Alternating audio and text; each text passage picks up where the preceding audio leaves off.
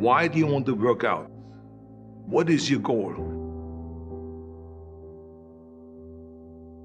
The most important thing is that you have a vision, that you have a goal. Because without that vision and without that goal, again, you're drifting around and you're never going to end up anywhere. People don't become successful just by accident. Maybe the guy that found gold in California and started the gold rush, but don't count on that. That's the one in a lifetime kind of a situation. So you got to really have a specific goal. And to me, to have that vision that I want to be Mr. Universe, that I want to be the greatest bodybuilder of all time. That was a great vision, and that specifically to look like Reg Park and to be up there on that stage and to lift the trophy overhead and to win the championship over and over and over again. So that was a great goal. You have to have a goal. Now, it doesn't have to be that specific goal, but it has to have some goal. This is why I always recommend to people, sit down, take your time, and start thinking about, why do you want to work out?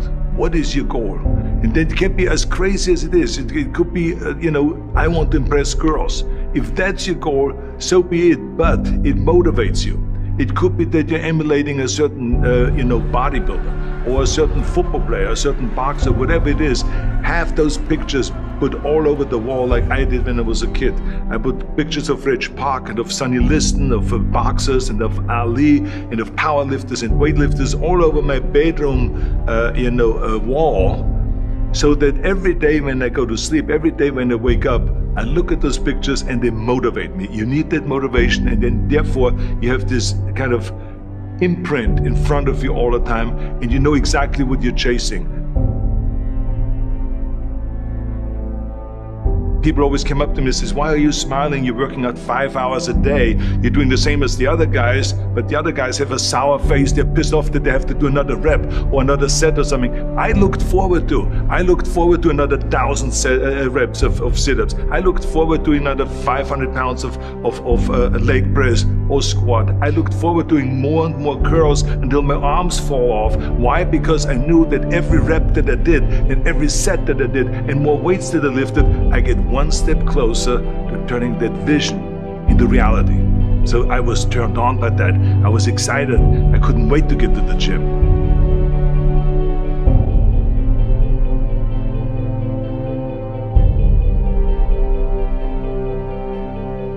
I remember that when I weighed 245 pounds, and Bob Rafelson, the director of Stay Hungry, said to me that I'm interested in having you come in for a reading and work on your acting and all this, because I'm interested in having you in a movie to star with Jeff Bridges and with Sally Fields.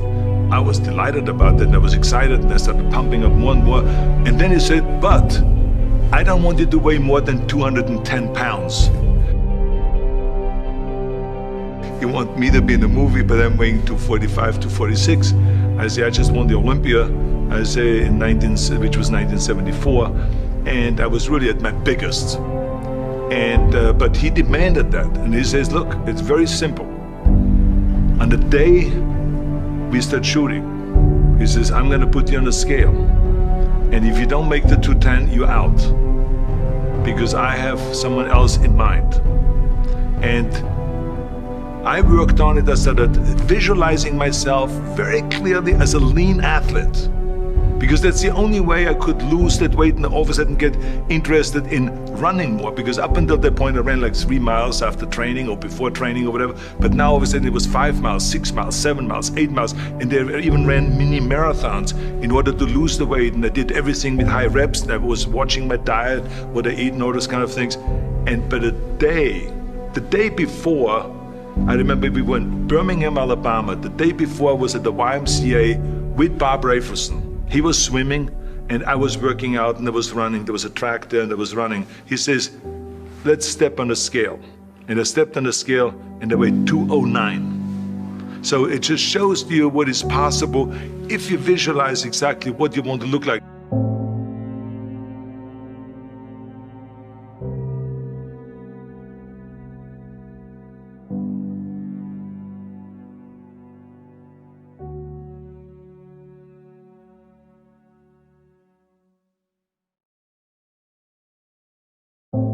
And there was no room for any kind of like, well, I can't get my act together or anything like this, because there's only a certain amount of time. But the key thing again is have the clear vision.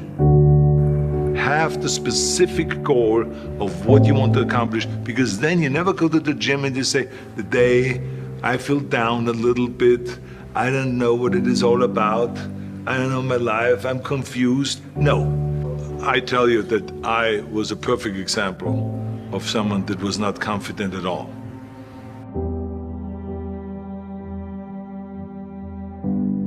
I mean, when I was a kid, I was just like any other kid. I had my hang-ups and problems and all this. But when I joined the weightlifting club and I won my first little trophy because I did the best clean and jerk, and then we went to another meet and I won another little trophy, I started feeling like somebody.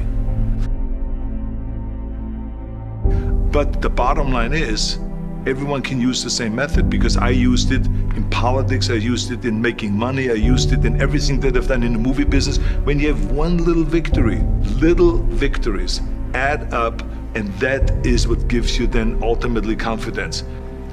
Well, for me, the most important thing always is to have a deadline.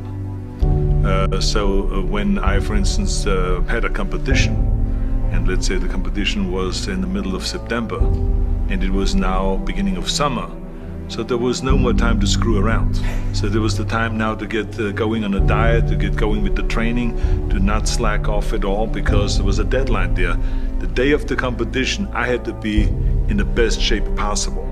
And I knew that if I come to the competition and I lose because I did not schedule my training the proper way, or I didn't have the right frame of mind, or I didn't give everything, literally worked my butt off, I would be just so angry.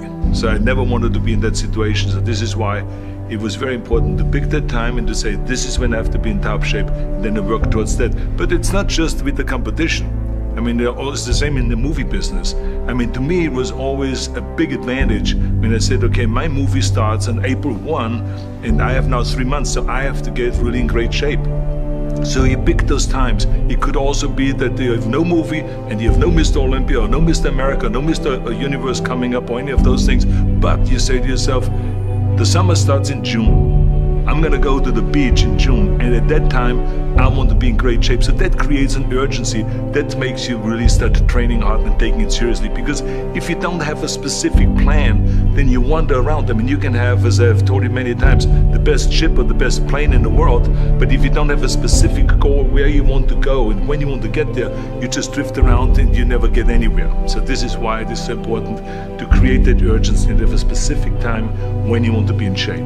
Well, I mean, look, everyone has a problem with time, but the day has 24 hours and we sleep 6. Now, I know there's some out there that say, whoa, I need 8. Well, I say just sleep a little faster, because the bottom line is we have 6 hours of sleep, 24 hours are available, so you have 18 hours now available to your work, your family, your hobbies, and also to learn something new or to do something new, which could easily be that you want to learn a new language, or that you want to read as a New Year's resolution, I have to read a book every week, or you say, I'm gonna go and reshape my body. So you're gonna go and take this hour out of your schedule and say, I'm gonna train an hour every day.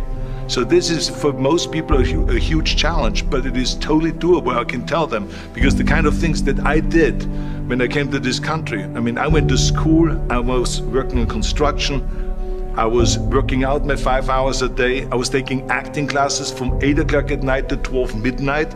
I was doing all of those things. I wanted to make sure that out of the 24 hours of the day, that I don't waste one single hour. Those hours were too precious. And so there I just want to tell people, don't give me this thing, I have a difficult time with the time and I don't have time for this and I don't have that. You have time, you make the time.